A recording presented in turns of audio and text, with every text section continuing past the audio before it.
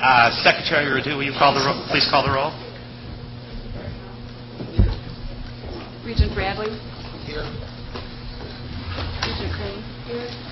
Regent Danae Davis. Here. Regent Stan Davis. Regent Drew. Regent Evers. Here. Regent Falbo. Here. Regent Loftus. Here. Regent Menedee. Here. Regent Pruitt. Here. Regent Schwallenberg. Here. Regent Smith. Here. Regent Spector. Here. Regent Vasquez. Here. Regent Walsh. Here. Regent Wingate. Here. Regent Womack. Here. A quorum is present. Thank you. Good morning, everyone. Welcome to UW-Oshkosh. I'd like to first thank our host, Chancellor Rick Wells, and his team for all their hard work in preparing for our visit. We'll be hearing more from Chancellor Wells in just a moment, but I also first wanted to recognize that State Representative Gordon Hintz is here. Here's Gordon.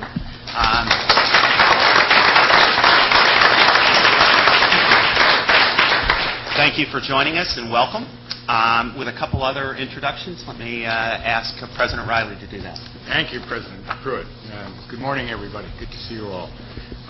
I'd like to start this morning by welcoming Michael Lovell, who's over here sitting next to Chancellor Wells, who's graciously agreed to serve as the interim chancellor at UW-Milwaukee while we look for a successor to Chancellor Santiago. So welcome, Michael. He's been Dean of the College of Engineering and Applied Science at UWM since 2008. And in that time, he's developed a clear vision, I know, from talking to him about it pretty extensively, for the entire UW-Milwaukee campus, its role as an economic engine for southeastern Wisconsin. Prior to coming to UW-Milwaukee, Mike was the Associate Dean for Research at the University of Pittsburgh School of Engineering. So again, welcome, good luck in the role.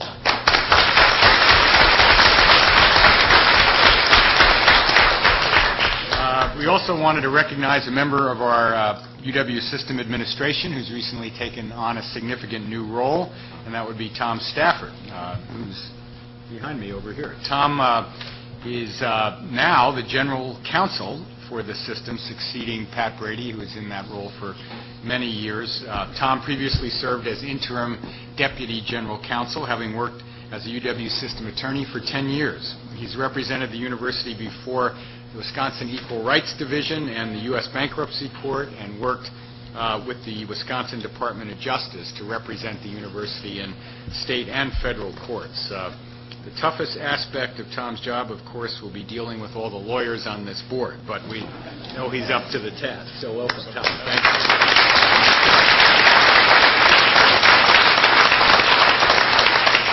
And finally, it's my distinct pleasure to recognize and salute some special guests who are here with us today, and that would be the assistants to our chancellors from across the system, as well as my assistant, Rita Sears. These individuals are the ones who toil tirelessly to make sure that we look good. They put up with our guff, they manage our stuff, and they stick with us when the going gets tough. They communicate with each other via phone and mail regularly, and that's what we're worried about. But they get together once a year for some shared professional development, and we're delighted that they're doing that here at Oshkosh this year and are able to join us for this portion of the board meeting. So I just wanted to say to Rita and to all of you, thank you so much for what you do for the university and for all of us. Thank you. Stand up. They're back here. Stand up. Stand up here.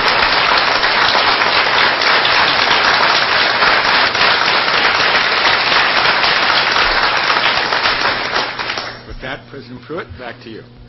Thank you. I know, and we all know, Chancellor Wells is very, very proud of this university, and he is eager for the opportunity to share some of his thoughts and insights. His presentation this morning is titled UW-Oshkosh's Principles for Progress and Prosperity, a compact to better educate more people. Principles for Progress and Prosperity. I'm not sure where Rick came up with that phrase, but I must say I kind of like the ring of it, and so with that I will delay no longer and turn the podium over to our host, UW-Oshkosh's own Chancellor Rick Wells. Thank you.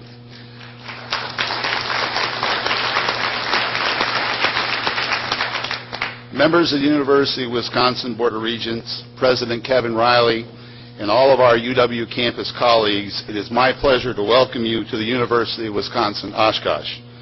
UW-Oshkosh is one of the UW system's 12 greater Wisconsin universities.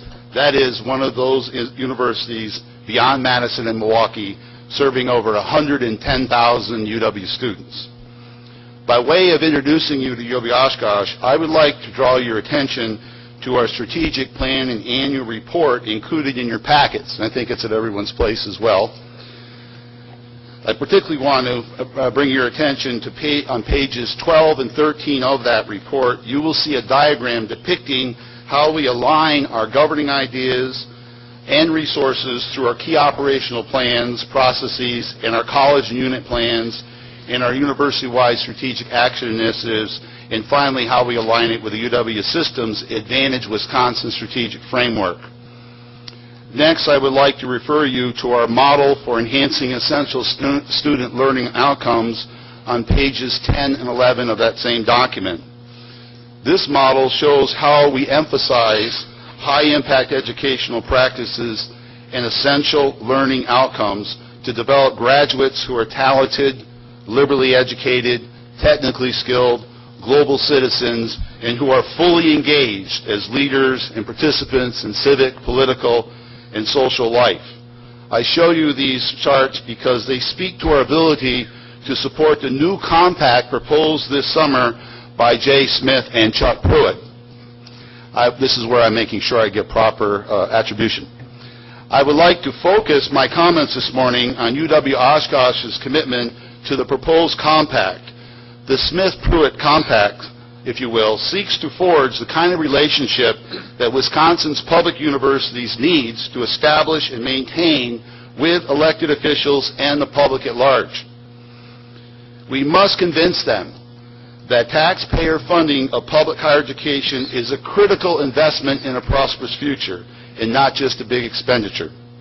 Known as the Principles for Progress and Prosperity, this compact calls for three things from the UW system and its institutions. They are, first, expanded access; second, increased productivity; and third, enhanced quality. In exchange, the compact calls for three things from the state. They are, first, a greater and more stable share of state tax dollars to the UW system, including the resources and the flexibility needed to make faculty and staff compensation competitive. Second, greater management flexibility in purchasing, contracting, and construction. And third, and maybe most importantly, prudent investments in need-based financial aid to preserve access for low and moderate income students. In many ways, UW-Oshkosh is well positioned to uphold our end of the bargain. Regarding expanded access, for example, we are Wisconsin's third largest and second fastest growing university. Our enrollment growth has resulted in 6 consecutive record-breaking years, and our enrollment continues to grow. Our preliminary fall 2010 enrollment of 13,600 sets a new historic high record. We have more than doubled the number of students of color and increased the number of older adult undergraduate students by 33%. We remain a school of choice for transfer students, with more than 1,500 new transfers enrolling during the academic year. In a time of economic uncertainty, it is a positive sign to see students investing in a progressive future for their families and the global community. We have also expanded access to high-demand programs. For example, we have added new academic majors in athletic training, environmental studies, and environmental health, teacher education programs, and accelerated math and science in collaboration with 5 UW colleges. We've added 13 new graduate certificate programs, a collaborative master's degree in social work with UW-GB, an accelerated bachelor's degree for non-nursing graduates that's resulted in 300 additional BSN nurses at no cost to the state, an MBA Foundation Online program, Wisconsin's first Bachelor's of Applied Study in Fire and Emergency Response Management degrees, and the university's first doctoral degree, a Doctor of Nursing Practice.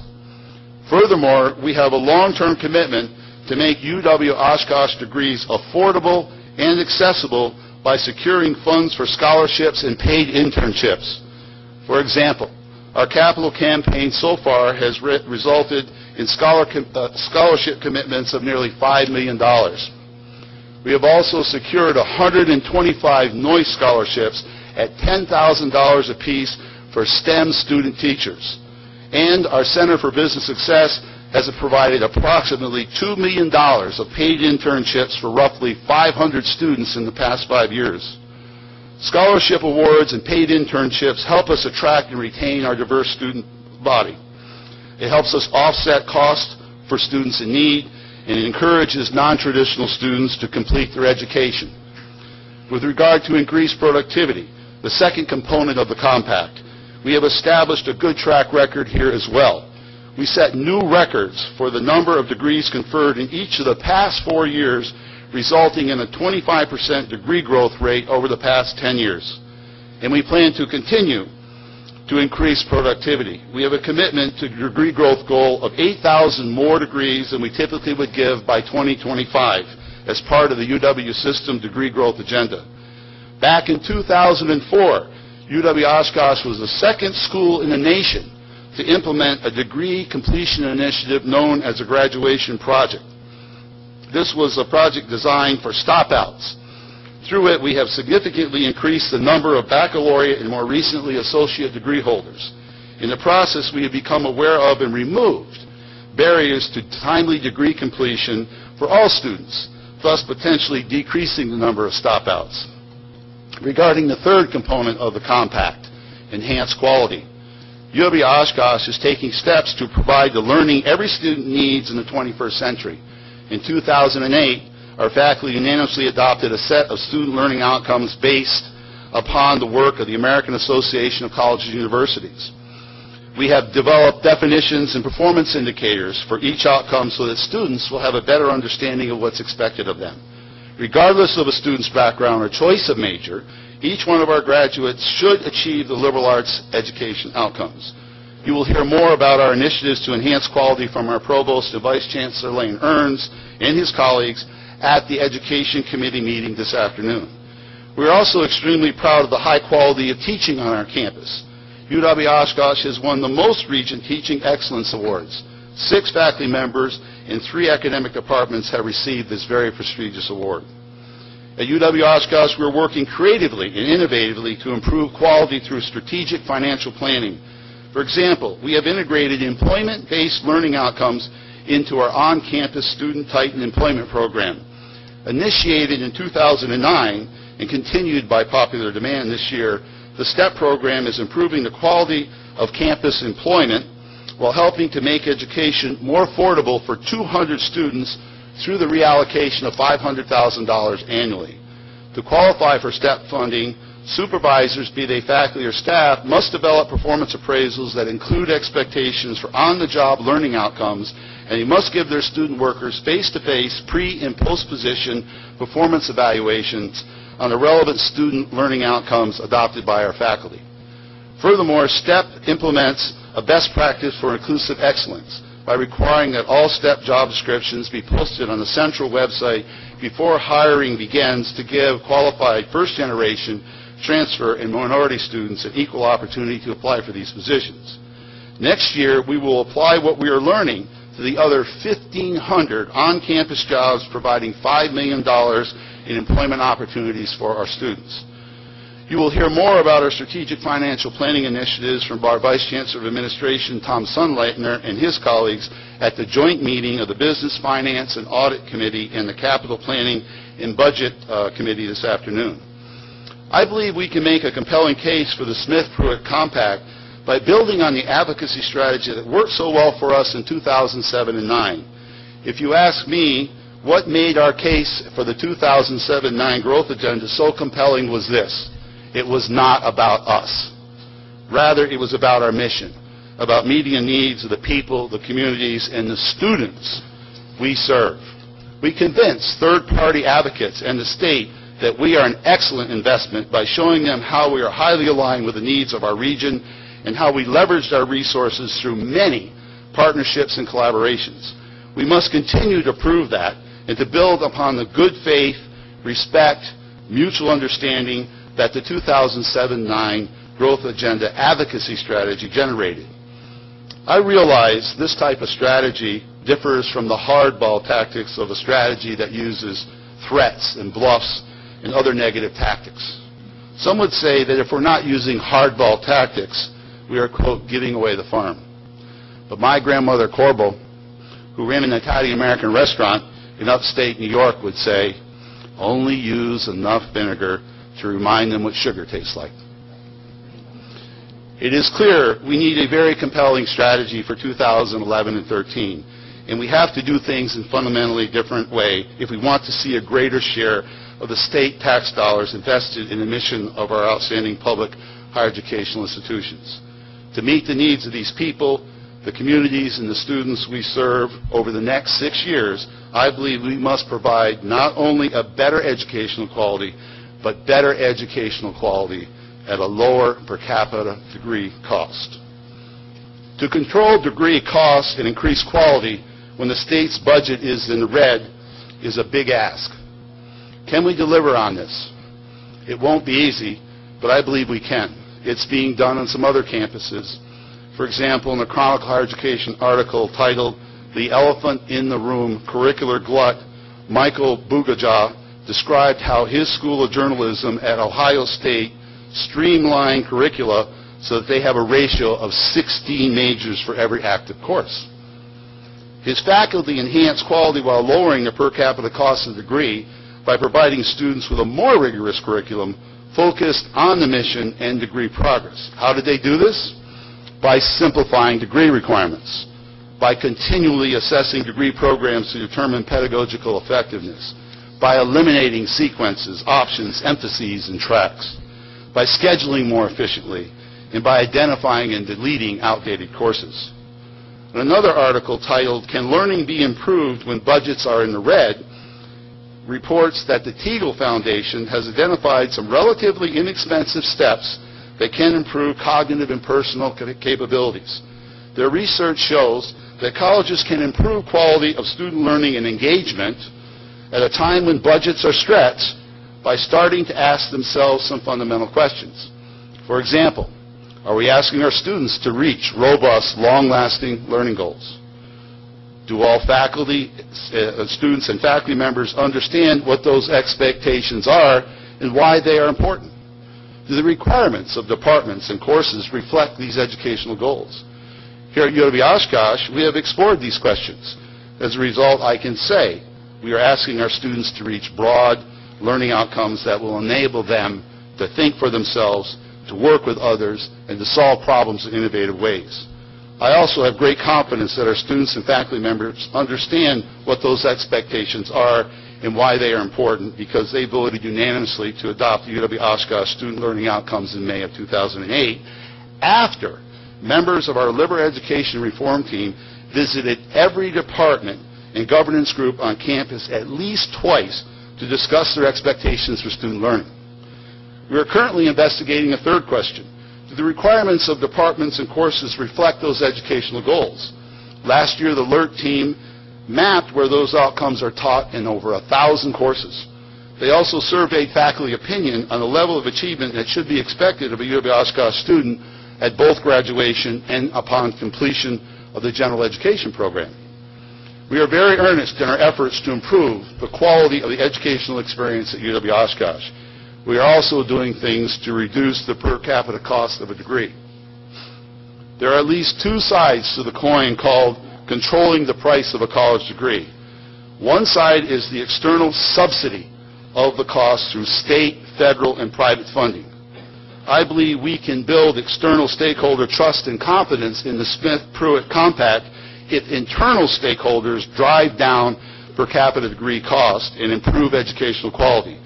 If we do our part, then the external stakeholders should increase their price subsidies and investments so as to maintain affordability for our students. The other side of the coin is the internal cost controls. These include reducing time to degree, curricular glut, requirement maze, and bureaucracy, and by providing more cost-efficient services. I believe that we can build that internal stakeholder trust and confidence in the compact if external stakeholders increase their price subsidies and investment in public higher education. If they do their part, then internal stakeholders can drive down the per capita degree costs and improve educational quality so as, again, to maintain affordability for our students. The beauty of the compact is that both sides of the coin reflect the same goal. Everybody wants more value and less debt. A successful compact will optimize our ability to control costs and enhance quality. Now, the cost-quality relationship is a complex one, and it can be enhanced in multiple ways. For example, improved quality often does require new and additional funds.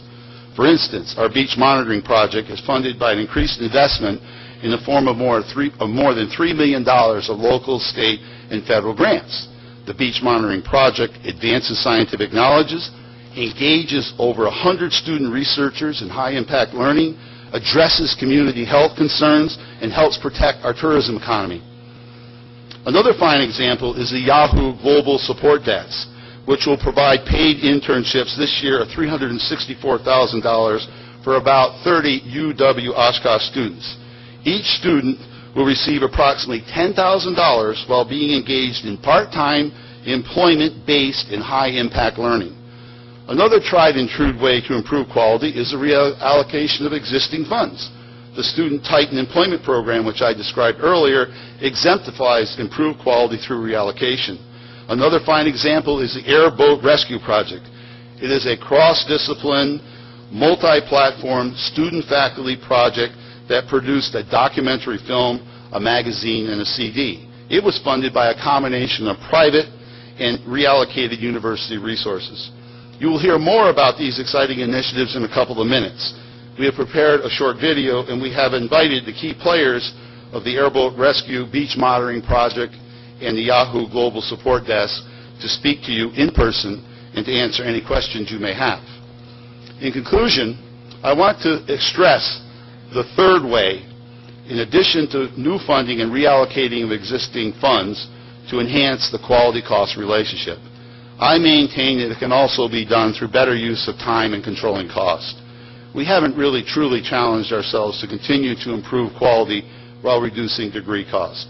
And over the next several years, that will be our #1 priority, so as to maintain and enhance the trust and confidence of the external stakeholders, the price subsidizers. I realize that, like Robert Frost 90 years ago, I may be pursuing a road less traveled by. But I take encouragement from Frost's wisdom. He concludes in his famous poem with these lines, "I took the one less traveled by, and that has made all the difference." Besides providing expanding access, increased productivity, and enhanced quality as the Smith Compact calls for, I believe that we also need to work on lowering the per capita cost of a college degree, and that will make all the difference. Admittedly, we can't continue to do more with less indefinitely. There are some enabling conditions that must be met if we are to motivate our internal stakeholders to improve quality while reducing costs. Our most important enabling condition is securing fair, competitive compensation for the retention, recruitment, and development of our talented faculty and staff. We are dependent on the fine work of outstanding faculty and staff, and we must see to it that they receive competitive compensation. On opening day, I provided examples and call upon everyone in the UW-Oshkosh community to identify ways to control degree costs and increase quality. It is clear, for example, that the administration and staff will have to continue to reduce bureaucracy and to provide more cost-efficient support services for faculty, staff, and students. It is clear, and especially important, that the students will need to aim high and take more responsibility for seeking out and following the advice of faculty and staff so that they can attain a better education in a more timely way and therefore a less costly way with reduced student debt. The faculty and instructional staff will need to continue their efforts to reduce time to degree by providing more accurate assessment and credit for prior learning, more high-impact educational experiences relative to learning outcomes, and more options in course scheduling. Faculty and instructional academic staff will also need to streamline curricula and simplify requirements to get rid of bloat. In each case, controlling these cost drivers could lead to an improved quality depending on how they're done. In sum, the price subsidizers and the keepers of the cost, including the students, are the key for reducing the per capita cost of degrees and therefore reducing student debt. Next on our agenda this morning is a short video. We prepared it to highlight some of our high-impact educational practices that illustrate the quality teaching and learning being done at UW-Oshkosh.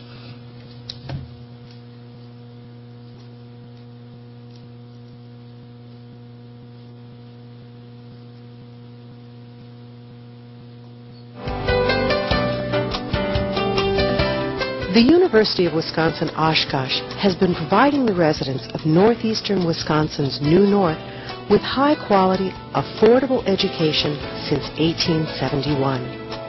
The university is committed to providing students with a broad knowledge base and transferable skills, as well as a strong sense of values and ethics that prepares them for civic leadership in a global era.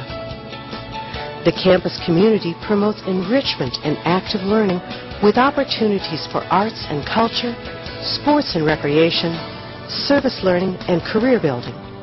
Approximately 13,500 students benefit from the nationally recognized expertise of our faculty. Students have access to a wide variety of courses and degrees, including 60 undergraduate majors, 13 master's degree programs, and 1 doctoral degree. Modest class sizes foster one-on-one and collaborative learning opportunities. The university is committed to developing high-impact learning opportunities for our students. Through faculty-student collaborative research projects, hands-on classroom activities, or high-quality on- and off-campus internships, our students graduate as talented, liberally educated, and technically skilled global citizens, fully ready to be engaged as leaders and participants in civic, professional, and social life.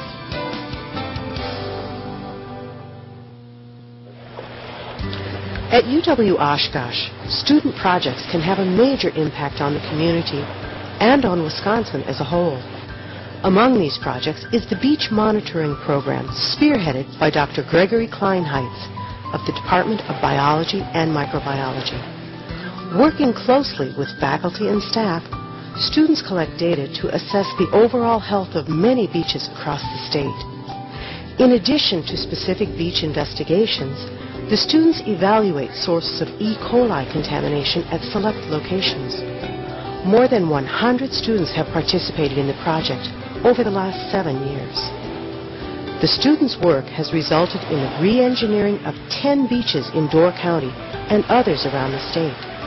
It serves as a model for the university to conduct this work in locations such as Ashland, Eagle River, and the New North communities of Oshkosh and Manitowoc. The project helps protect the health of the community and enhances tourism in the state while furthering the research in the area of water quality.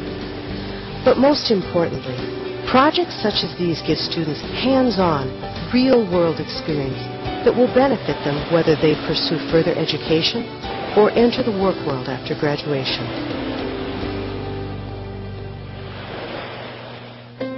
The Student Titan Employment Program is a new strategic initiative at UW-Oshkosh.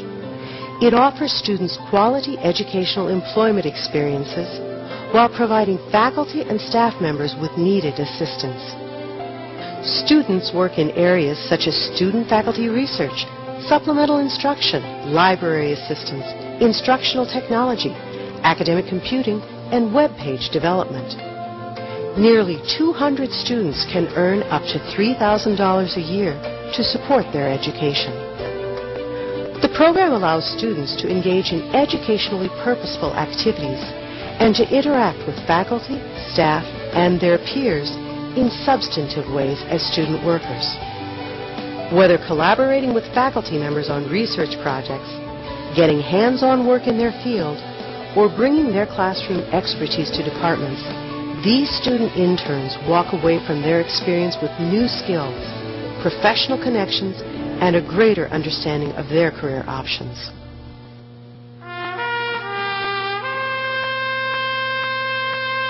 Two radio, TV, film students teamed up with faculty member Grace Lim to create a project that tells the story of the Lee family. Norm Lee and his wife Joyce lost their 20-year-old son Brian to a snowmobile accident on Lake Poygan on November 26, 1977. Two other young men also drowned that day in the freezing waters.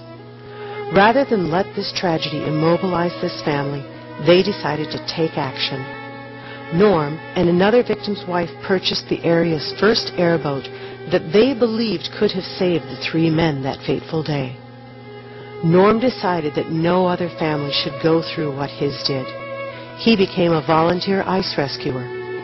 For more than 3 decades, Norm, now 87, along with his sons Colin and Perry, have been rescuing people off Lake Poygan and the surrounding lakes. They do this as volunteers. The two students worked with Lim and other faculty members to produce a short documentary, a CD soundtrack, a full-color magazine, and a gallery exhibit. All these products are the result of the collaborative work of 5 UW-Oshkosh students, 4 faculty members, and 4 alumni. Hi, I'm John Coker, Dean of the College of Letters and Science at the University of Wisconsin-Oshkosh. It was 30 years ago this fall that I walked on a college campus as a new first-year student. I've been thinking about all the changes that have taken place during those 30 years. I've also been thinking about something that should never change, and that's the commitment of the University of Wisconsin-Oshkosh to provide a strong liberal arts education for our students while providing a supportive collegial environment for faculty and staff. Over the past 30 years, 20 of them right here at UW-Oshkosh, I've had the opportunity to participate in a wide variety of engaging activities with both students and colleagues. Those activities include directing student research projects in mathematics, acting in both theater productions and movies, developing and offering professional development workshops for area teachers, and even making omelets twice a year at the Chancellor's Midnight Breakfast held during the final week of each semester. Over these years, I have come to understand that the vision of the University of Wisconsin-Oshkosh is to educate and inspire students to think deeply and to act constructively. You've had a chance to learn about a few of the high-impact educational practices we employ here at the University of Wisconsin-Oshkosh to realize that vision. As a campus community, we work to ensure that our students are prepared for the world. And to me, that means prepared for further education and a commitment to lifelong learning. To be prepared to assume leadership roles and to be involved in community engagement. To be prepared to assume a successful career and to seek their passions and hobbies. In his well-known line from a 1904 speech, UW President Charles Van Hise declared, "We shall never be content until the beneficent influence of the university is realized in every home in the state." Even in this era, we hold firmly to that Wisconsin idea that the benefit and influence of higher education should be strong, deep, broad, ongoing, and influential. We are not yet content. Like the world around us, we at the University of Wisconsin-Oshkosh are continually evolving, always striving to ensure the highest success rate for our graduates.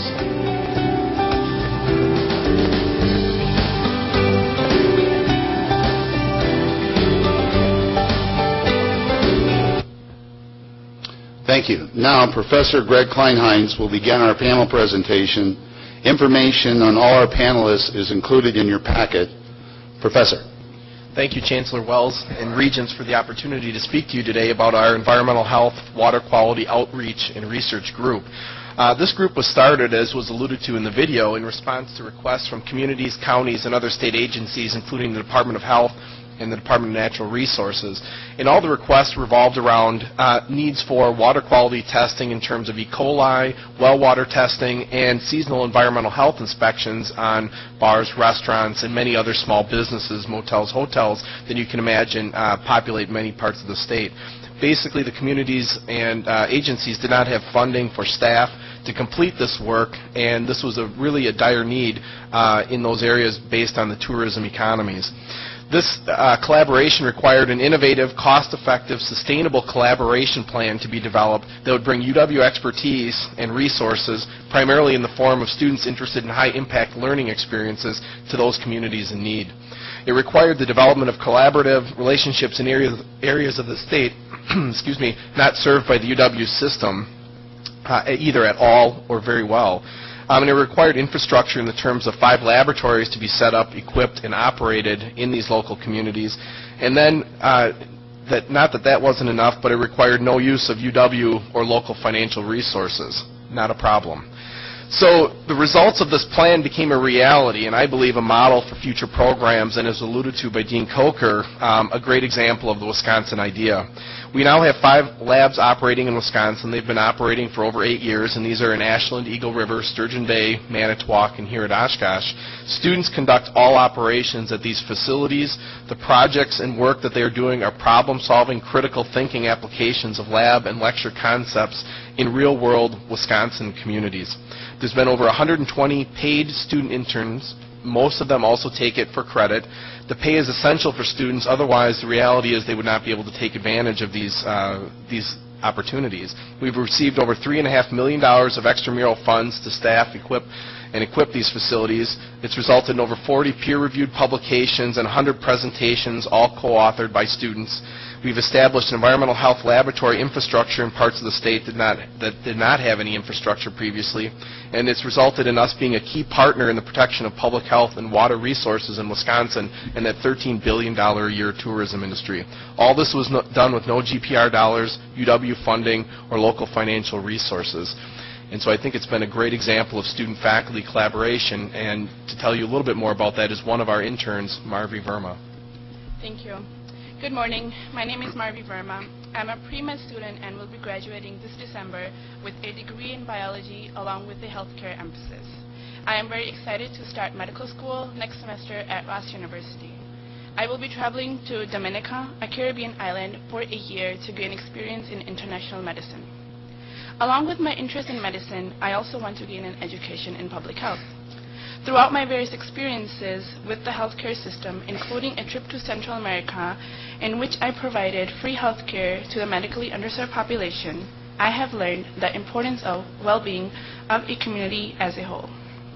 The environmental health internship offered by Dr. Kleinheinz gave me the perfect opportunity to get hands-on experience with public health. My interest has increased in this important subject since I have completed this internship.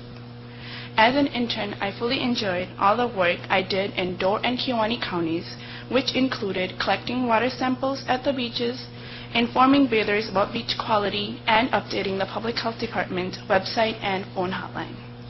These efforts were made to keep all the tourists up to date about the quality of the beaches. Again, this is very important in identifying health risks and disease prevention. The Environmental Health Internship is a great program offered by UW-Oshkosh. I feel fortunate that I was one of the many students who was able to receive this opportunity. And I would recommend other students to take advantage of such exceptional programs offered through the school. Thank you. All right. Thank you, everyone. Thank you, Chancellor Wells and the Regents.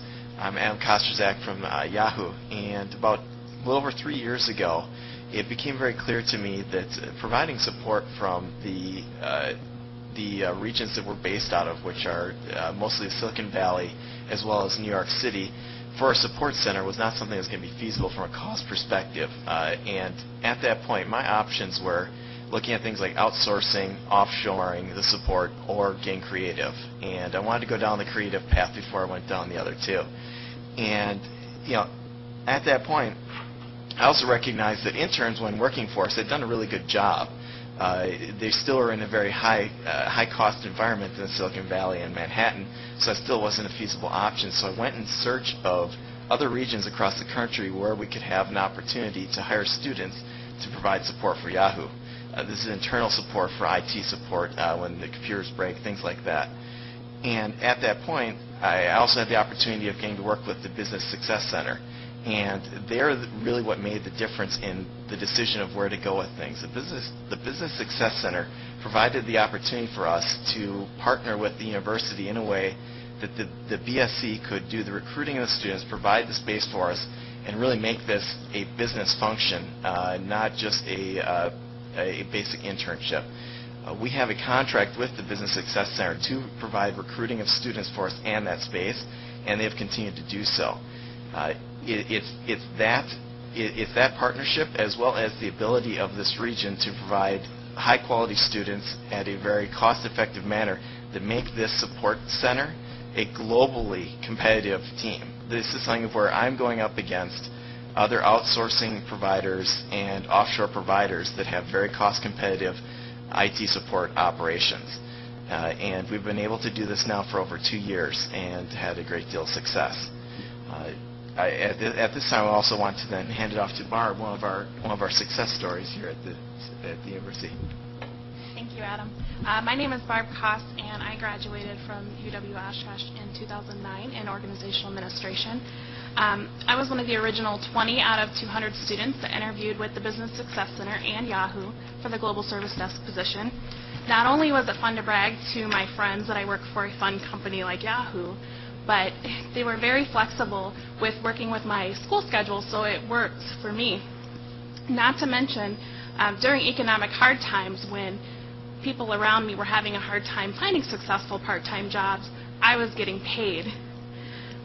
After graduation, I was presented with a full-time career opportunity with Yahoo, and now as the Global IT Service Desk Supervisor, it's now part of my job duties to help ensure that this partnership continues to grow and give more opportunities to the students of UW-Oshkosh.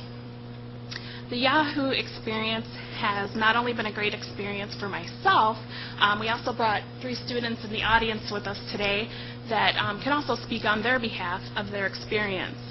The Yahoo experience gives students the ability to utilize critical thinking and develop problem-solving skills while troubleshooting hardware and software issues.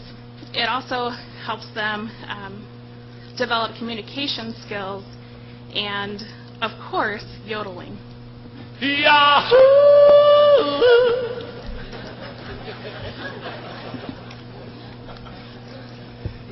So, yeah, playing off of that, this has been certainly, I believe, a win-win situation for the university here as well as for Yahoo. We get a very flexible, cost-effective workforce. It's something of where once you've been in your career for a few years, you don't want to work weekends and evenings. Certainly as a college student, you want that. I can think back to, that was the only time I really did work was on the weekends, provided I did my schoolwork. And also, it provides us a great source of motivated, highly skilled individuals. The University of Wisconsin students are a broad, diverse mix of students who really are making this on their own. I know myself, I paid for my college out of my own pocket and paid for the loans at some point, 10, 15 years down the road. And that's something that drives an individual beyond just getting through college. That translates to their work experience and their work attitude. And that work ethic has made it very easy for us to continue this operation for the past 2 years. As well as this has served as a launching pad into a career at Yahoo. We've been able to hire Barb as a full-time employee, and we also have 5 full-time employees that are based out of Lockport, New York, a suburb of Buffalo. And we look to continue to do so. Some of the results that we've brought up here, we've had 53 students since September 2008 that have gone through this program, have had provided at least some level of support for Yahoo IT. Some have worked out, some have not, but I believe that for many of them it's been a great learning experience. And right now we hire between 25 and 30 students depending on the time of year and basic needs.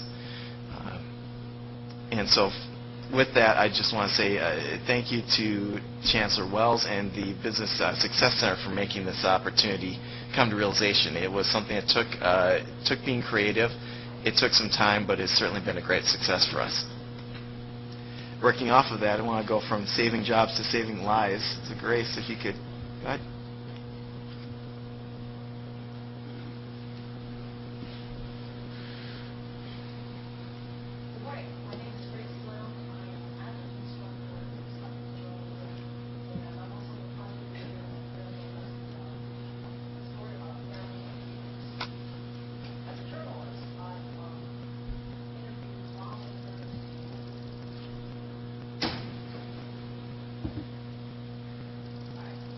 Hello.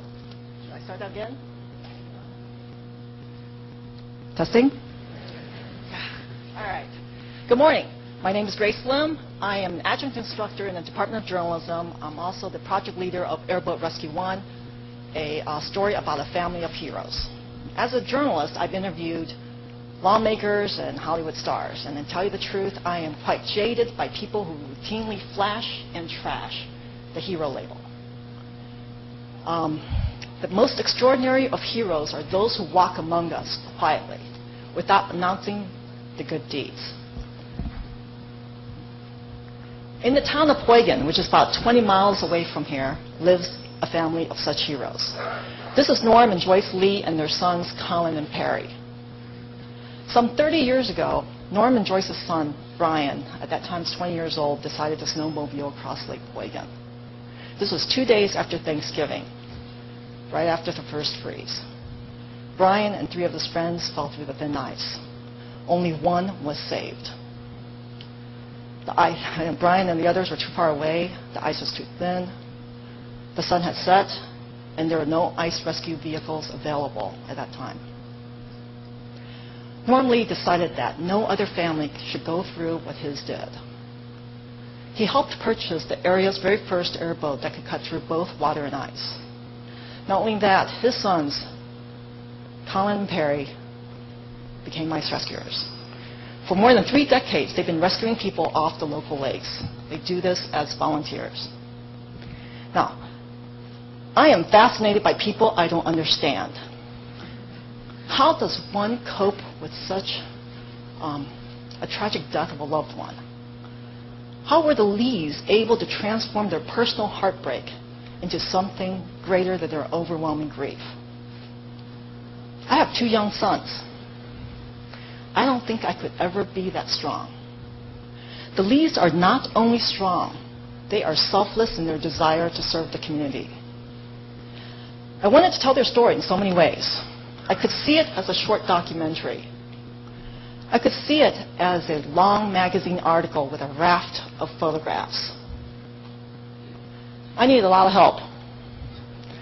Fortunately, here at UW-Oshkosh, there's a wealth of talented people, students, faculty, and staff who joined me in the telling of this wonderful story.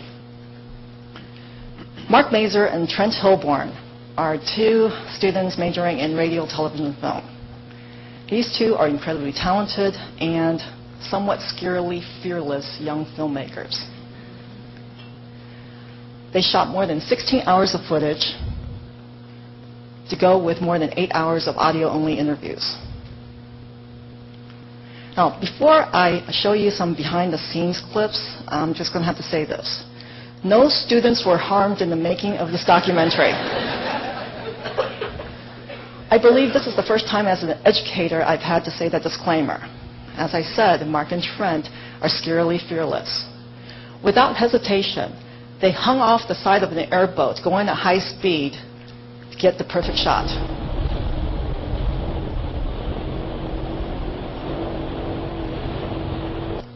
They went up in the air in a tiny little plane, a homemade plane, to get video of the lake.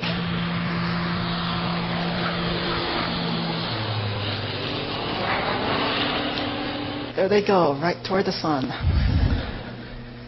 Trent here wanted to take the passenger door off so he'd have a clear view.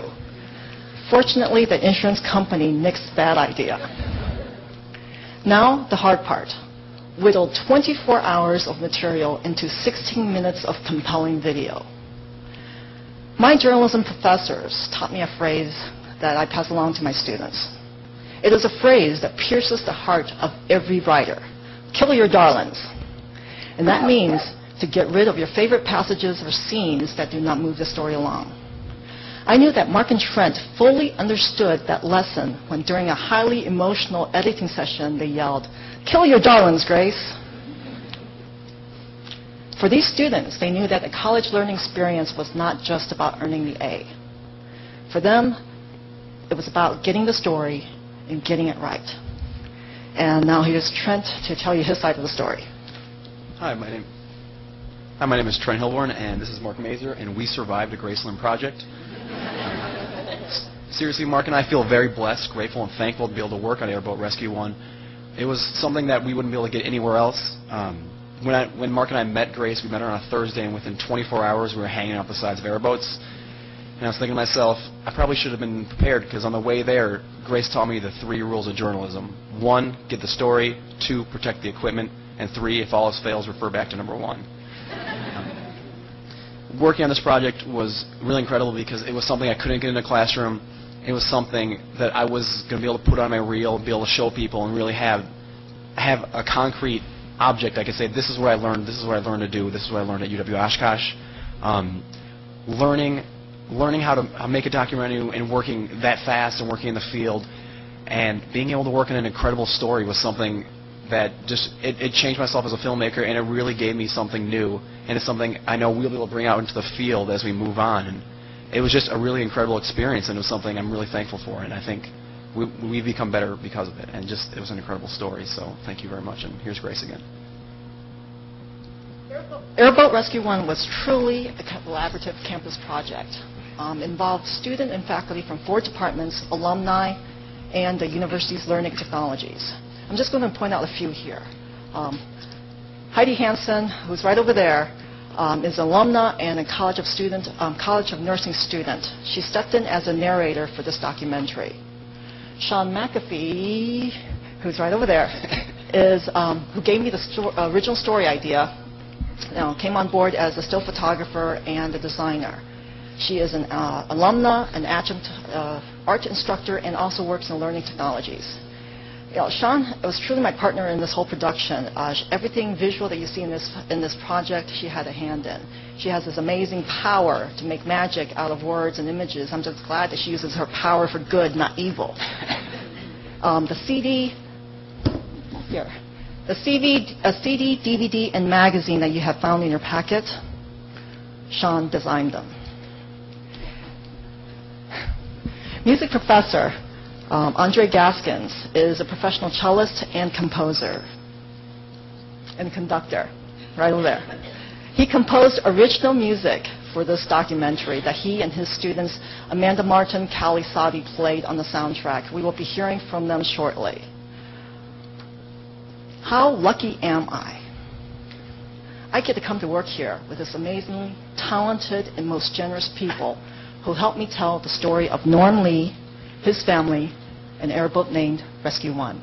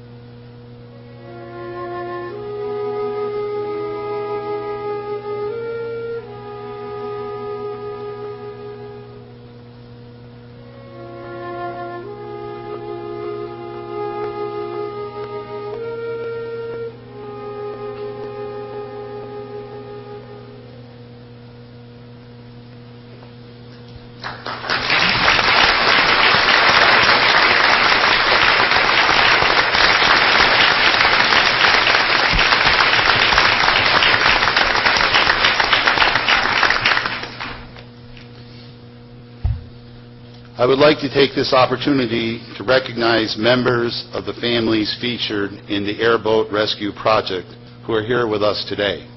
Would Norm and Joyce Lee and sons Colin and Perry and family please stand to be recognized?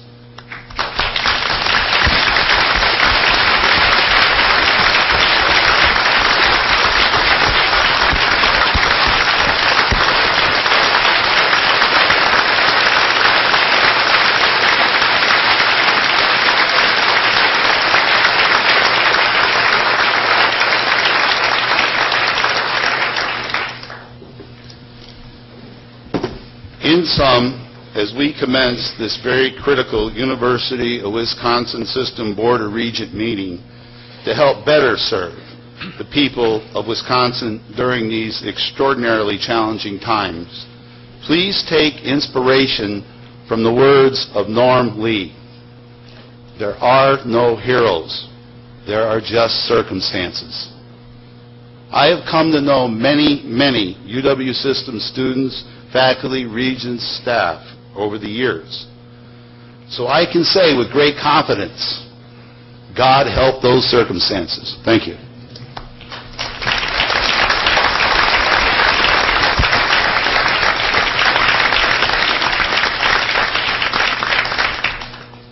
That's pretty good. Thank you, Chancellor Wells, as always, for your thoughtful and impressive comments, and thank you to the presenters. I mean, an extraordinary start to our meeting, and we really appreciate you all being here and all your important work. Thank you. This morning we are going to hear a report on the UW System's participation in the National Access to Success Initiative. I would like to note that this is yet another initiative where our university system is truly on the cutting edge of university systems across the country. And I think we should all take considerable pride in that as a Board of Regents, and especially recognize the outstanding leadership of Senior Vice President Rebecca Martin, President Riley, and our extraordinary chancellors and provosts across Wisconsin who are leading the way. These are difficult and complicated issues, and it can be easy sometimes to grow impatient over the speed of the progress. But I know, and I think this board knows, the commitment is there from our chancellors and our system leadership to continue to make this one of the key priorities as we seek to expand the number of college graduates in Wisconsin and open the door of opportunity for more of our citizens. And I want to thank them all for all they have done and all they are doing every day on every campus across our state. And speaking of leading, Rebecca Martin will now lead the Access to Success presentation. But first I wanted to ask President Riley if he would offer some background and perspective. President Riley. Sure. Thank you, Chuck. The UW system joined this Access to Success project, the national project, in 2009, right about the same time we were developing the More Graduates for Wisconsin initiative. This is a project under the leadership of the National Association of System Heads.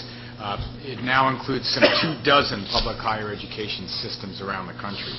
The initiative has two interrelated goals. The first, to increase the number of college graduates in the state, and second, to ensure that those graduates are more broadly representative of the state's high school graduates, particularly regarding race and income. Why is this important? Because data clearly indicate that students of color and those from lower income families do not enroll in college at the same rate as their more affluent white peers, and those who do go on to college also tend not to graduate at the same rate as their more affluent white peers. This is not acceptable. We cannot meet our growth agenda goals in Wisconsin or across the nation for more highly educated, democratically engaged, globally competitive citizenry unless this situation changes. The potential for positive change of access to success is enormous. The 24 higher ed systems involved in this initiative represent 378 two-year and four-year campuses and more than 3 million students. Collectively, these systems educate almost 40% of undergraduates attending four-year public colleges and universities in the United States. and almost 20% of all college undergraduates nationwide. The UW system's involvement in access to success, like our work on liberal education and America's promise and inclusive excellence, reflects our commitment to comprehensive and systemic transformation of the way we educate students. It also positions the system to act as a catalyst for that transformation. We know that this transformation is necessary. Our Plan 2008, the Equity Scorecard project, the climate study, all of these initiatives provide hard, disturbing data, evidence of Wisconsin's struggle to educate all of its students successfully. This board has advocated strongly for more focused and strategic and evidence-based efforts to eradicate the achievement gap between students of color and their majority peers. That is precisely what access to success is. So for more on the project, it's my pleasure now to turn the floor over to Senior Vice President Rebecca Martin. Rebecca. Thank you. And good morning to all of you. As Kevin has mentioned, this initiative has clear alignment with UW system priorities. It's definitely part of the growth agenda. It's part of more graduates. It builds on the priority that you set as a Board of Regents for us in 2005 when you made closing the achievement gap the top priority for Plan 2008. It underpins the work that we've been doing together on inclusive excellence, the equity scorecard, the climate study, all come together in this very ambitious initiative. Katie Haycock, the director of the Education Trust, I think said this best when she said, collectively, these systems educate almost 40% of undergraduates attending public four-year colleges and universities, and almost 20% of all undergraduates nationwide.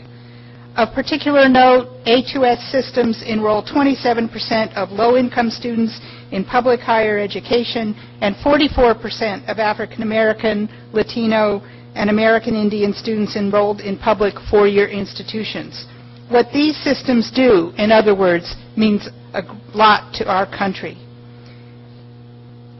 The Education Trust is an advocacy organization that has championed closing the achievement gap in PK-12 arena for many years. And this is their first major initiative focused on higher education. Education Trust has partnered with NASH, which is an organization of the Chief Executive Officers of America's 52 public university systems. Here are the commitments that we have made together across those higher education systems in support of access to success. And note the congruence in these commitments with our priorities as the University of Wisconsin system, both for the growth agenda and also dating back to the midpoint of Plan 2008, continuing forward today in our work in inclusive excellence. Simply said, it's not just about increasing access and numbers. We need and want to ensure that these students thrive and graduate. And a comment on the terminology here for a minute. The focus of this work and of our work in the UW system is on what we're now calling underrepresented minorities. The national standard for this group are made up of students who are African American, Latino, and Native American. In Wisconsin, because of our particular challenges and population demographics here, we add Southeast Asian to the category of underrepresented minorities. Another focus of the work is on low-income students, which we are defining here as students that are eligible for a federal Pell Grant. And here are the major themes that we're looking at. Access. Does the system's entering class reflect the socioeconomic and racial ethnic profile of its state's high school graduates? Success. How do the success rates of low-income and underrepresented minority students compare with those of other students within the system? And then, most importantly, access plus success. Do the system's graduates reflect the diversity of the state's high school graduates? Note the focus here on graduation rates. Just as in more graduates, we're now looking at, for Wisconsin, we're now looking at outcomes. We're looking at more degrees. As a result, the recent improvements that we have told you about in retention rates are not yet reflected in these results because we haven't seen those students all the way through to graduation. Tracking these metrics in a national project is a year or so behind our own data, but the trends are useful nonetheless. You will have the chance to review our current progress in closing the achievement gap at both the system and the institutional levels in the next accountability report in April. However, let me make a few comments on the general trends in each of these areas. First, access. Does the system's entering class reflect the socioeconomic and racial ethnic profile of the state's high school graduates? No. As you know, although we've made incremental progress in enrollments of underrepresented minority students over the past several years, we are still not serving these populations at the same rate that we serve white high school graduates. And unfortunately, I'd have to say our record with low-income students has not shown even these modest gains. The Wisconsin Covenant, Know How to Go, and the new Common Core standards are all promising efforts that should lead to greater college readiness among all of Wisconsin's high school students, so this will be an important metric for us to watch in the next several years. We anticipate that these gaps could get even bigger if we do not attend to them, given the demographic projections for high school graduates in the coming decade. The only projected growth, we believe, will be with Latino students and possibly Southeast Asian students, while the number of white high school students will steadily decrease. So it is even more imperative that we act to address these inequities now. Second question, success. How do success rates of low-income and underrepresented minority students compare with those of other students within our system? Not well. And you can see here how we would characterize those gaps given in the work that we're doing. Note that these are, again, our graduation rates for 2008-9, so improvement in retention rates are not reflected. But the campus plans for more graduates include some very exciting initiatives focused in this arena. I've been visiting each campus team to hear more about this work on the More Graduates plan, and I'm very encouraged by the potential of the improvements that are underway for helping us to improve the success rates for these students. And finally, access plus success. Do the system's graduates reflect the diversity of the state's high school graduates? Again, no, they do not. Comparisons of these groups among university systems in the Access to Success initiative are not appropriate because the characteristics of these systems differ a great deal from one to another. Some are made up entirely of research universities, some are very small groups of comprehensive campuses, and some, like the UW system, are quite diverse in institutional type and are quite large.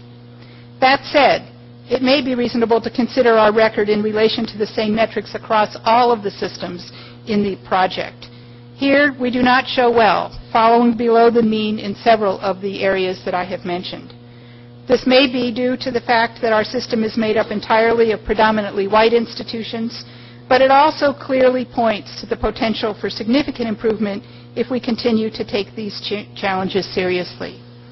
We have much to learn from our projects from our colleagues in other systems, learning which this project is designed to promote.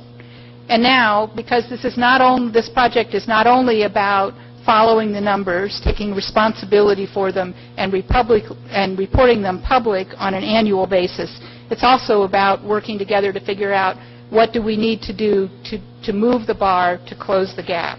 So let me tell you about some of the Access to Success initiatives that we are actively engaged in. The first initiative is called Delivery. We are one of 8 public university systems in Access to Success that have formally joined the U.S. Delivery Institute. This is a systematic process to drive progress and deliver results. It's based on setting clear goals, identifying data for measuring progress, regular feedback, and best practices. This is the approach that we used working with the campuses to build the More Graduates goals, those include the Access to Success goals, as well as the process that we are using for tracking progress as we move forward. Next, the Leading Indicators Project. This is a project that we are using to build tools that will help us to track success of underrepresented and minority and low-income students. It's looking to identify measurable academic and enrollment patterns that, if followed, give students a good chance of reaching key milestones and earning a degree. This was based on the analysis of data from 2 large post-secondary systems in the Access to Success project, one of which was the UW system. And they identified these leading indicators. First of all, remediation. If remedial work is begun in the first term, completed in the first year of study, students have a far better chance of succeeding and moving on. Gateway courses. Enrolling early in college-level math and or English in the first or second year. And taking a college success course or some other first-year experience in the first year. Credit accumulation. Completing a high percentage of the courses that are attempted. Completing 20 to 30 credit courses in the first year, earning credit during summer school, enrolling full-time, and continuous enrollment with no stop-outs. These were all things that were identified based on the data that could predict success. Preliminary data on most of these indicators were provided to the provost last summer, and many campuses are following these metrics at a local level. I want to say for a moment, however, that while we know that these are good predictors of success, they're not all possible for all of our students. Many of our students, particularly students in the low-income and underrepresented minority groups, don't have the ability to enroll full-time. Many of them begin with remedial coursework and can't complete 20 or 30 credits in their first year. And so we need to think about what are the predictors for those groups of students who find themselves in situations of those kinds of challenges. What kinds of things do we need to be sure they are doing if they're not able to address these? But at least is a very good start. And we are moving actively forward into the second phase of this initiative, where we will begin to try to answer some of those questions, both at the system level and working with several of our individual campuses. The equity scorecard demonstrated that on most of our campuses, math courses at both the remedial level and in the first credit-bearing course are significant barriers for underrepresented students. On some campuses, challenges in these courses are a precursor to dropout rates for all students. The goals of this project are to increase both the completion rates for students in developmental math courses and the transition rates of developmental students into credit-bearing mathematics courses. This redesign of math courses features small modules and utilizes computer-assisted mastery-based learning involving faculty working in collaboration on several of our campuses. Following the initial workshop group that was made available to our faculty from these campuses through the Access to Success initiative, we have funded this work with a COBE grant, and we are looking forward to seeing the results in the next several years. We're also planning to sponsor a workshop on this methodology for interested campuses that did not participate in the Access to Success conference this last fall. There are several other Access to Success projects I'd like to mention to you. The Enrollment Management Initiative utilized proven approaches to enhancing enrollment generally and applied them to recruiting additional underrepresented minority and low-income students. Several of our campuses participated in a conference on this topic last year and have begun to use some of those concepts in their recruitment plans. In another area, we are actively involved, along with several states in the northern tier, in seeking ways to enhance the success of our Native American students. These students are often missing in our programming and in our data. Representatives of 2 of our campuses, along with members of the Academic Affairs staff, have participated in early stages of this work. We're currently conducting an analysis of the current status of our programming and relationships with tribal communities and tribal colleges. In February, we will hold a system-wide conference in preparation for enhancing our connections with tribal colleges and tribal communities. I included the equity scorecard on this list because of our involvement in sharing this best practice with other systems in Access to Success. As a result, 2 other major systems in the country have followed our lead and begun equity scorecard projects. And just let me note that this fall, we are beginning the 3rd and final cohort of campuses conducting this data-intensive review of the barriers facing underrepresented students. And when we complete that, all of our campuses will be using this tool to help them build their strategies for closing the achievement gap. Here are our next steps. Through the More Graduates efforts, we will be closely following the metrics on closing the achievement gap.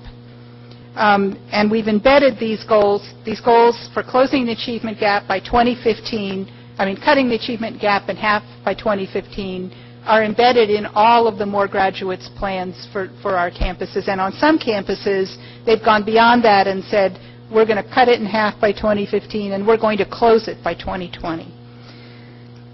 There are strategies on each campus that hold promise, and there's much work that needs to be done. We've made changes in the accountability report as well, both at the system level and at the institutional level, that will track this progress very intentionally. And we took the conversation that we had at this board last spring about those metrics very seriously and are highlighting them in a new way in our reports moving forward, so we will be able to keep track of this carefully. We look forward to sharing the results of this work with you in coming months. Finally, I'd like to say that closing the gap in both access and success for underrepresented minority and low-income students is indeed a major strategy of More Graduates for Wisconsin. Without this work, we will not have the possibility of reaching our goal of 80,000 more better prepared graduates by 2025. It is also about quality, ensuring that the excellence and opportunities that we provide are available to all of our students. Access to Success takes its place as a leading role in the overall transformative work of the growth agenda, alongside other system initiatives to which it's directly related, including Inclusive Excellence and LEAP, to ensure equitable access to and success in the best educational opportunities our institutions have to offer. And it represents the system's willingness to confront head-on the biggest challenges to public higher education, the country's economic viability in the global economy, and the threat to American democracy posed by the continued stratification by race and income of the nation's educational institutions. So with that, President Pruitt, I'd be happy to entertain any questions. Or why don't you just recognize okay. as you... Regent Spector. I just wanted to make a suggestion or a comment about it, Rebecca. I think this is all great and consistent with what we're trying to achieve and clearly in the best interests of the state. I would add one thing, though, which I know you're going to talk about this afternoon as well, which is I think it would be well worth a significant effort to use our resources to further this to improving K-12 education in the state. I think the task you've taken on without a dramatic improvement in K-12 preparation is very difficult to accomplish. The two will go together.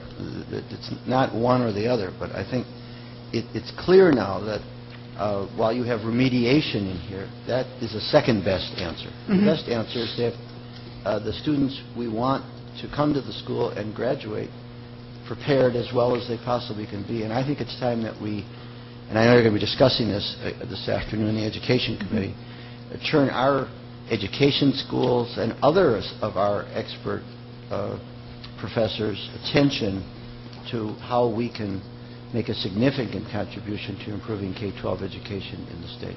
I think you're right, and I think in addition to this being a focus for the Education Committee, in November, as part of our policy discussions, we will be spending half the day talking about the Common Core standards, which have been adopted now for Wisconsin as well as a number of other states around the nation.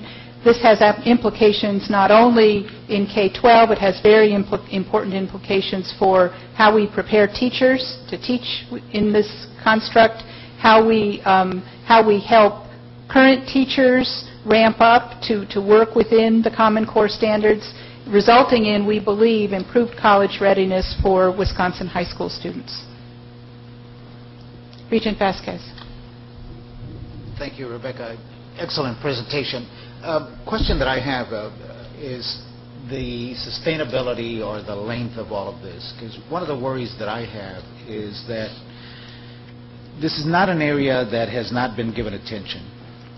The worry that I have is that in some cases it's been given too much attention, but from the perspective of a special project, a special initiative, a special something, so on and so forth. And the concern that I have is that more often than not, in those instances, these are things that are outside of the mainstream, and it is clearly seen as the first to go when funding gets tight, the first to go when other priorities have to occur. So the question that I have is in terms of NASH and our own system, what is the sustainability of length of time? Because one of the things that I'm also very mindful of is that this is not going to change overnight. And overnight, in my mind, means 5 years, 10 years, possibly 15 years. What can you tell me that gives me a little assurance that this is not just a this year's or this next 5 years project to be highlighted and soon to be gone? Well, let me say a couple of things. One is that we have put this initiative and these goals embedded in the heart of more graduates. So this is not just about something off on the side. This is the core of what we're doing.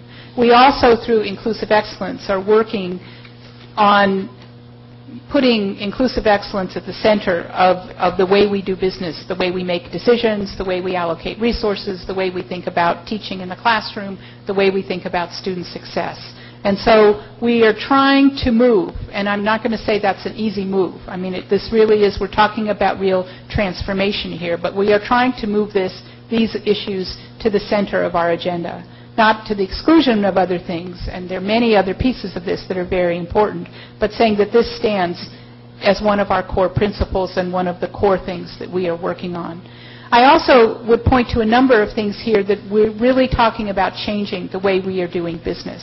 I think the work on establishing goals, establishing metrics for following those goals, regular feedback, regular involvement of campuses and system and regents in looking at those metrics and monitoring progress is taking another step in accountability beyond where we have been, that hopefully will keep us focused on this as part of the work that we need to do, rather than something that comes up every few years for discussion.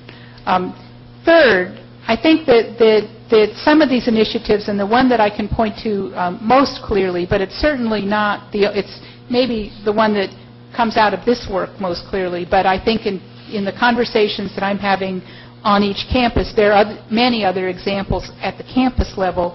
The math project here is thinking about really fundamentally redesigning the way we deliver math, entry-level math courses, in a way that we believe will significantly change the pattern of student success. And this is a model that's been proven elsewhere in the country. We have good data. We know it works other places. We're bringing it to Wisconsin to put it in place and get it working for us here. So as we put more of these kinds of things in place, we believe we've made real change in the way we are doing business, rather than adding a program on the side. So, and I don't know, President Riley, if you might want to address that. Yeah, thanks, Rebecca. I think I agree with everything Rebecca said, and I would say, Jose, as we talk together with the chancellors and the provosts, as I talk with presidents and system heads from around the country, this topic is no longer an add-on topic. People are increasingly recognizing it gets to the core of whether we can succeed or whether we will fail as a public higher ed system across the country, and whether we succeed or fail as a democracy in the 21st century. I mean, I think people realize that now, and there could be nothing more core than the question of our success or failure in that kind of a light. Just to follow up also on the executive summary, you mentioned a third partner, and it follows a little bit with Regent Spector, the Education Trust. And what I found very attractive about that was the fact that it's an organization promoting academic achievement for pre-kindergarten through college. And so I guess, and my concern also is that it doesn't have to just start at the public school, which in some cases we think of middle school, possibly even first grade. But can you tell me anything about the Education Trust and how that is or is not, how does that fit into this? And then also, is there the possibility of the university also reaching out beyond just the primary grades, but working with child care industry and others that are also seeing children already at a very early age, where those time periods are just as critical as those primary grades? The Education Trust is very involved in a whole spectrum of activities in the PK-12 arena, and I'm not conversant with all of them, but I know that they've been working with people, the chief education officers of the states for many years. They have projects like the delivery project that I mentioned, working in the PK-12 sector. And I don't know, I would be surprised, given their thrust and their specific mention of the pre-kindergarten, if they don't also have projects there. But I don't know personally, maybe you do, Kevin, about any of that work. I don't know a lot of what they're doing in the pre-K area either, but I know they are working in it. And I think in our old institution, in UW Extension, there's a fair amount of work going on in child care, relating to other community organizations where children may attend school, to try to get the families and the children as well prepared as they can be for the children to be successful when they start in first grade. So I think, again, we have lots of networks out there. We need to re-energize them and use them more robustly. Thank you. Regent Loftus. Clarification and the question, are the colleges, numbers from the colleges in this exercise? Yes, they are. Out, and what degree is used, the baccalaureate or the two-year degree? The two-year degree for the colleges. Okay. And the question is, what is the cost of this? How much do we have to pay to participate in We this do not project? have to pay anything to be partners. We are, so all of the access to these programs, to the experts around the country that have been brought in to support the work, is funded by the Bill and Melinda Gates Foundation and the Lumina Foundation. We have supported through supporting travel, the involvement of some of our people when we've needed over and above the number of slots that were provided by, supported by the project for our participation. So it's mainly about time. Regent Crane? I want to say that the frequency of these kinds of reports, I think, is really important for our own accountability, so that we don't, that we monitor what's going on and that we understand it more fully and that it keeps us on track. I also want to say that the more information that lay people like we have about the gaps is also very important for us in informing ourselves. And that includes not only various minority groups, but differentiations among rural and urban, male and female, within groups themselves, so that we don't have some kind of overall loose term of achievement gap and don't have some knowledge about it. And I know that happens within the efforts, but the more that we understand as well. And then building on to Jose's comment, I wanted to also left, and I know there's a danger in just making this too wide an issue, but these days we are talking about what happens from birth. all the way to, it's not enough for us to be talking about what happens at kindergarten or even 3-year-old or 4-year-olds. And the more that we can, as institutions of higher education, the more that we can do in training professionals and disseminating knowledge about what happens in those very early years is absolutely critical in the long run. That doesn't mean that we don't need to address this at every single level, but if as a society we must be addressing these issues to be helping families and from children from birth or even before. Regent Evers, did you? I was just two comments. The more we can view this as a seamless effort, the better. Whether it's birth through 20 or whatever, the more barriers we can break down, the more effective we can be.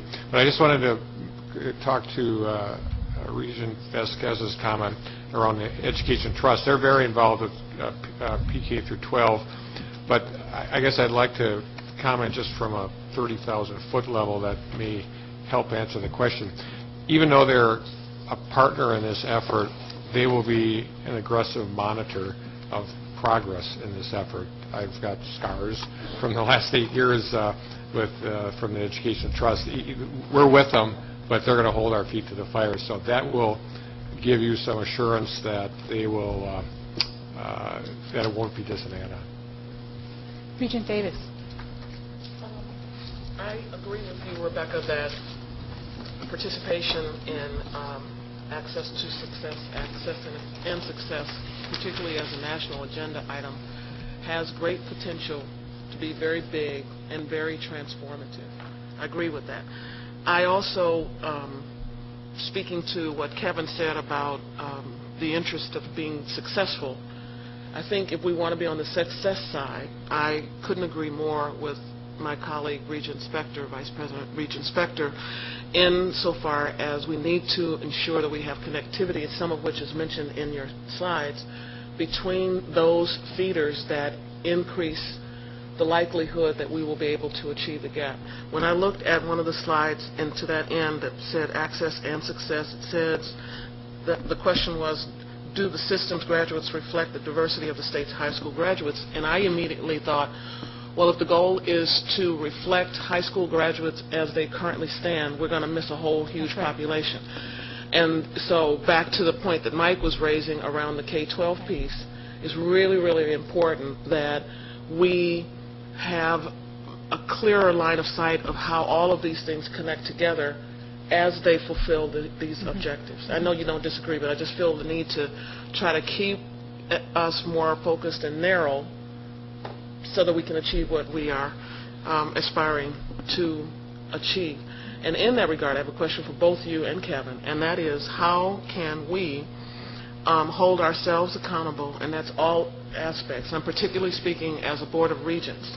How can we hold ourselves accountable for achieving the results that we do? We get reports, we get presentations, we get reports, we get presentations.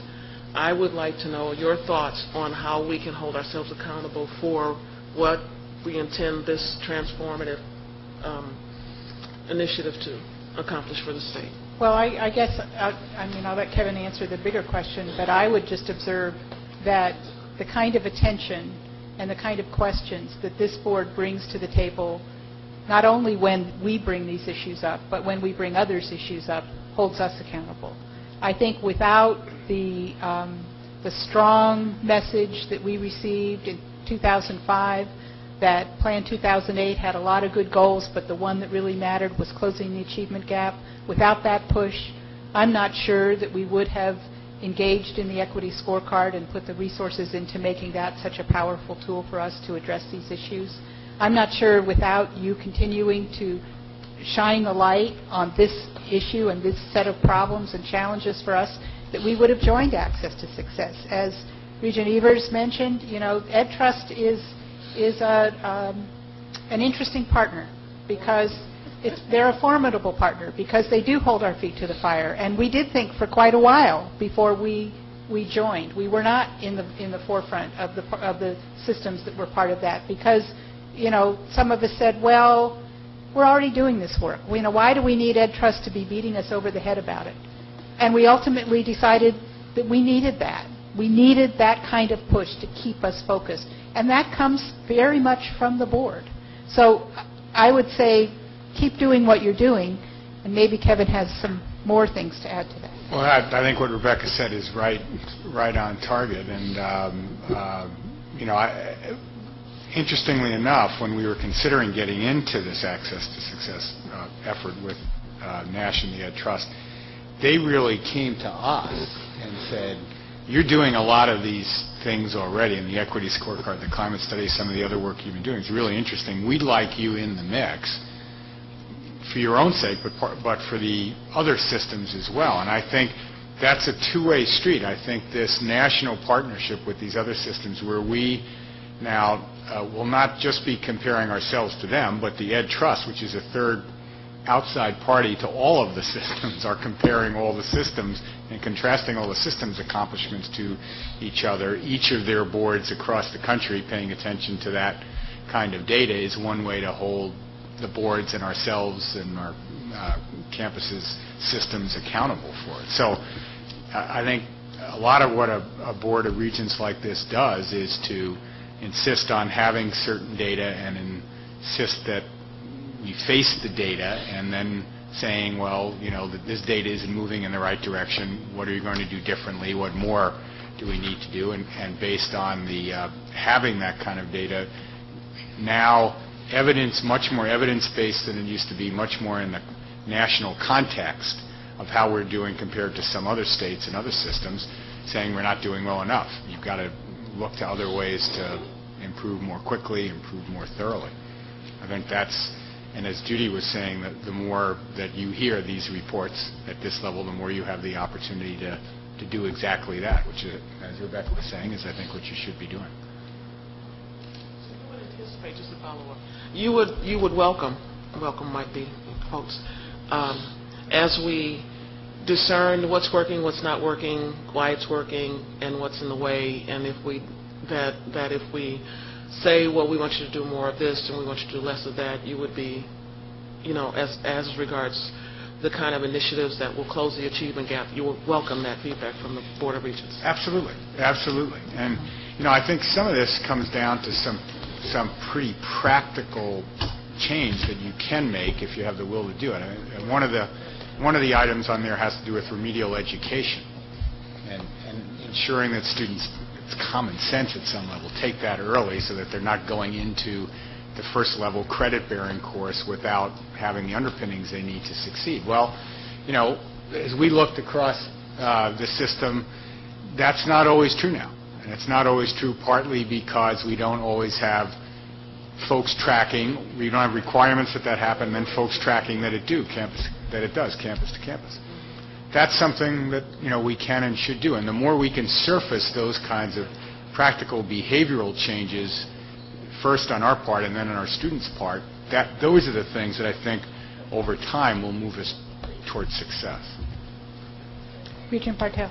Rebecca, maybe I missed this, but what is the data that we can expect to get next April? You mentioned April. In April, we will bring you the next Investing in Wisconsin's Future, our accountability report for both the system level and the institutional level.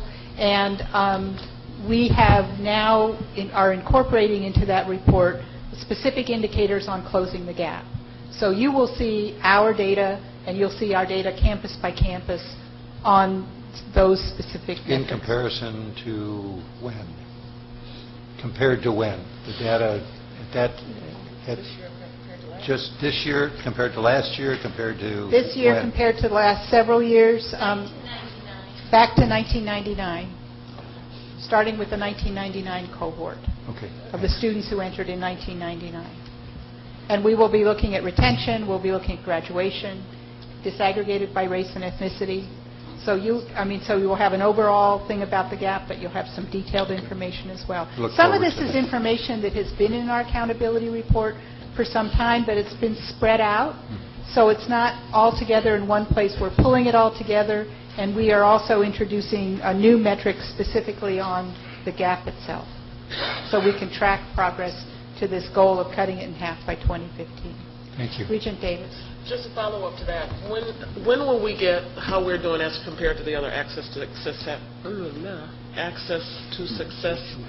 Thank you. A2S systems. In other words, there was some top-level comments you made. A2S has just this week released the latest data, and by the way, these are all our data. We submit our data, as do the other systems, and then they've just released their most recent report. Their most recent report is based on 2008-9 data. Yeah, you said that. And, so they're a year behind where we will be to be able to show you in April. Okay. But we will have that, and we can send that to you if you'd like to see it. Some of the metrics are a little bit, their definitions are a little bit different from ours, but I think you can still see where we fall. I will say that Access to Success is not about comparing us and setting us up against other systems in the country. They've been very clear. And I'm sorry to correct you, Kevin, but they've been very clear that you can't really compare one system to another. You can compare one institution to another, and they have identified peer groups of institutions that they track and point to. Here are the best performing cases. Here are the cases where we have the biggest gaps, and you'll probably remember about a month ago in the Milwaukee paper, they pointed to Madison, Milwaukee, and Whitewater as having large gaps. They will do that. But in terms of looking system against system, there's so many differences in the way our systems are put together. They have said that's not viable. We really can look at our system compared to all of the systems in the initiative together. But we will have those kinds of reports for you as they come out. Okay, thank you. I guess what I meant was, and I'll go to Chancellor Wells, and just a quick comment. When I get together with my fellow system heads in the national organization, this is one of the key topics of conversation, and we are comparing each other to each other, inevitably. How are you doing on this? What change have you made here? Have your numbers gone up or down? Those conversations are going on in that non-empirical, metrical, and we do that too. Researcher sense. So, Chancellor Wells. Yeah, I was just going to add the changes that you'll see in the accountability reports, both for system and at the institution level, has the gap information and the tracking for each institution in that. And as important as it is to do some comparison, the important thing is to hold us each accountable for the trend, and hopefully in a positive direction, within each campus. And then the other big challenge is trying to figure out what evidence-based treatments are actually responsible for closing or not closing. That's the trick. So, but I think it's good that that this evolving. We had one of the first institutional and system accountability reports in the nation. As a number of you remember, been on board for a while. It goes back even, maybe it was 12 years ago we started this. I think just as I came in, they were doing it 10 years ago. So I think that really helps a lot because it helps us on the campus to say, well, this is what our regents are holding us accountable to, and so we need to pay attention to that, particularly within our own challenges. Regent Loftus. President Riley, Kevin, it seems the decision to place the accountability for the colleges at the 2-year degree in this exercise is some type of change on our part or your part. Could you comment on that? I don't think it is. Right now, the colleges offer the associate degree. Right. They don't offer the baccalaureate degree. Well, let me see if I can get to your question, Regent Loftus. In the Access to Success project, they are tracking data and providing us with reports on the gaps at both the associate's degree and at the baccalaureate degree level. And so when I answered your question about which degree it was for the colleges, in this project, it's the associate's degree. Overall, in the work that we're doing on more graduates, we are, of course, looking at how those UW college students transfer, how well they do when where they transfer, and how well they do when they transfer. And those are issues that we are tracking as part of another initiative called the Wisconsin Transfer Equity Study that we will be hoping to report to you on in February. We're tracking it in terms of the More Graduates Initiative for the colleges, as well as on our four-year campuses that are the target transfer points for the UW colleges. So the success of those UW college students in actually attaining a four-year degree is very much a part of the way we're looking at the issue. Yeah, just to clarify, when this information comes back to us, as far as judging progress with students of color and low-income students, for the colleges, it will be the associate degree. For this project, yes. Thank you. Okay. Thank you very much. Thank you, and thank you, everybody. I just wanted to note that, as we're trying to build both this agenda for this meeting and agendas going forward for the board, I think